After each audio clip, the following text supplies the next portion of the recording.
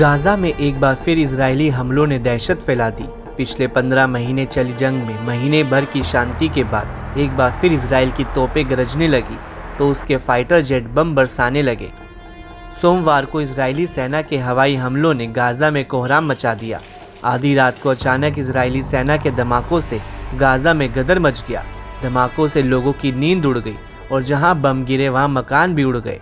Israel पर आरोप है कि उसने गाजा में विस्थापित लोगों के घरों और तंबुओं पर बम बरसाए। इन हमलों में 200 फिलिस्तीनियों के मारे जाने का दावा किया जा रहा है। ये हमले ऐसे समय में शुरू हुए हैं जब अमेरिकी राष्ट्रपति ट्रंप यूक्रेन युद्ध को खत्म करने के लिए रूसी राष्ट्रपति पुतिन से बात कर रहे हैं। लेकिन इजराइल के इस कदम से एक बार फिर मिडिल ईस्ट में आग लग गई है और शांति की कोशिशों को पलीता लग गया है। गाजा के आसमान पर इजरायली ड्रोन और लड़ाकू विमानों ने बहुत ही कम ऊंचाई पर उड़ान भर के मौत बरसाई है। बताया जा रहा है कि केवल 30 मिनट में इजरायली सेना ने 35 से ज़्यादा एयर स्ट्राइक की है। हमलों को लेकर इजरायली सेना ने अपने बयान में कहा कि IDF और शिन बेट गाजा में आतंकवादी संगठन हमास के ठिकानों पर हमले कर रहे हैं।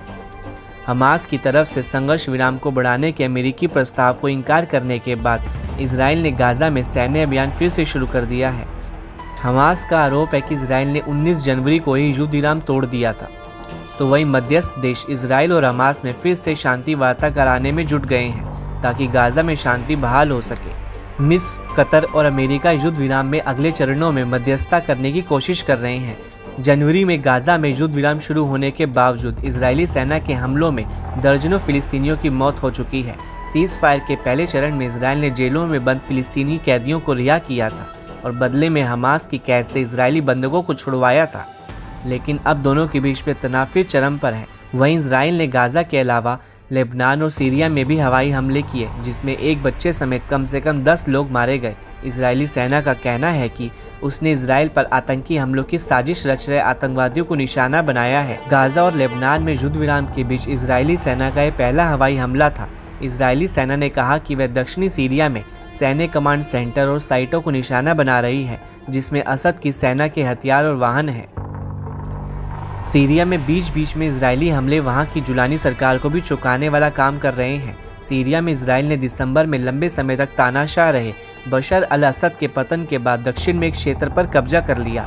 तो वहीं लेबनान में इजराइल ने कहा कि उसने दक्षिणी लेबनान शहर यहोमोर में हिजबुल्लाह आतंकवादी समूह के 2 सदस्यों को मार गिराया है। नवंबर के अंत में इजराइल और हिजबुल्लाह के बीच अमेरिका की मध्यस्थता में युद्ध विराम लागू हुआ था, जिसके बाद दोनों के बीच 14 महीने से चल रहा युद्ध खत्म हो गया था। हालांकि दोनों पक्षों ने बार बार एक दूसरे पर समझौते का उल्लंघन करने का आरोप लगाया।